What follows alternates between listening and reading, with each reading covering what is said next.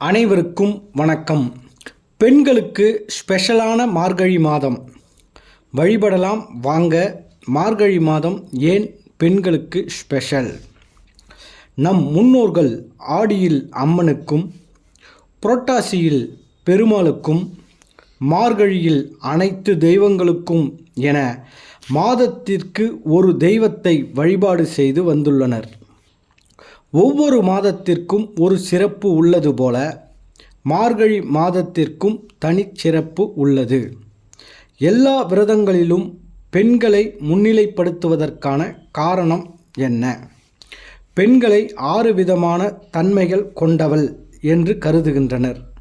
பெண் என்பவள் தெய்வமாகவும், மனைவியாகவும், குருவாகவும், நண்பனாகவும், ஆசானாகவும், போதகனாகவும் ஒரு ஆணுக்கு அமைகிறாள். அந்த பெண்ணின் ஆரோக்கியம் நன்றாக இருந்தால்தான் ஒவ்வொரு குடும்பமும் ஆரோக்கியமாக இருக்கும். ஆகவேதான் பெரும்பாலான விரதங்களில் பெண்களின் பங்கு அதிகம் உள்ளது. எந்த ஒரு மனிதரும் தவறுகள் செய்யாமல் இருப்பதில்லை. அறிந்து செய்யும் தவறுகள், அறியாமல் செய்யும் தவறுகள் என்று செய்திருக்கலாம். மேலும் நடக்கும்போது நம் காலடிப்பட்டு எறும்பு, பூச்சி போன்ற எத்தனை உயிர்கள் சாகின்றன. இது ஒரு வகை பாவம்தான். இதனால் வரும் தோஷத்தினால் கன்னி பெண்களுக்கு திருமண தடை ஏற்படும்.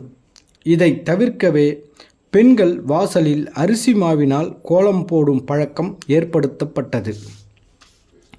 மழை, பனி, குளிர் காரணமாக உணவுக்கு வழியின்றி இரவு முழுவதும் உணவு இல்லாமல் இருக்கும் சிறு உயிரினங்களுக்கு அதிகாலையில் தமக்கு தேவையான உணவை தேடி வரும்போது நாம் அரிசி மாவில் கோலம் போடுவதால் அதற்கு உணவு கிடைக்கும்.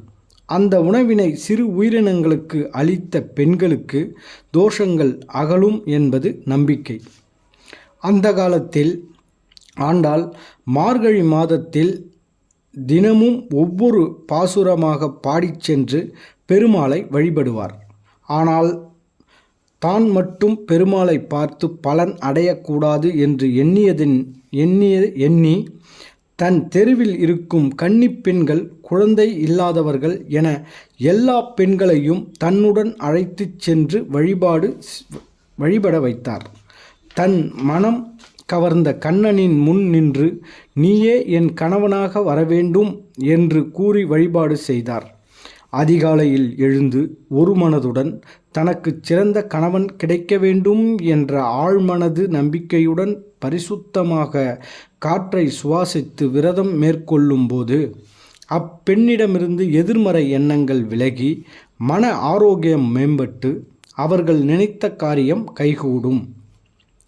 பெண்கள் எவ்வாறு இருக்க வேண்டும் என்பதற்கு உதாரணமாக திகழ்ந்த ஆண்டாள் பெருமாளின் மீது கொண்ட அதீத பக்தியின் காரணமாக அவரையே தன் கணவனாக அடைய விரும்பினாள். கண்ணனை மணக்க வேண்டி மார்கழி மாதத்தில் பாவை நோன்பு இருந்த ஆண்டாளுக்கு அருள் புரிந்த பெருமாள் பங்குனி உத்திரத்தில் ஆண்டாளை மணந்து கொண்டார். எனவே பெண்கள் பாவை நோன்பு இருந்தால் விரும்பிய கணவன் கிடைப்பார் என்பது நம்பிக்கை. இதுபோன்ற காரணங்களால் தான் மார்கழி மாதம் பெண்களுக்கு உகந்த மாதமாக கருதப்படுகிறது. வணக்கம். இந்த வீடியோ உங்களுக்கு பிடிச்சிருந்தால் லைக் பண்ணுங்கள், ஷேர் பண்ணுங்கள், கமெண்ட் பண்ணுங்கள். மறக்காமல் இந்த சேனலை சப்ஸ்கிரைப் பண்ணுங்கள். நன்றி, வணக்கம்.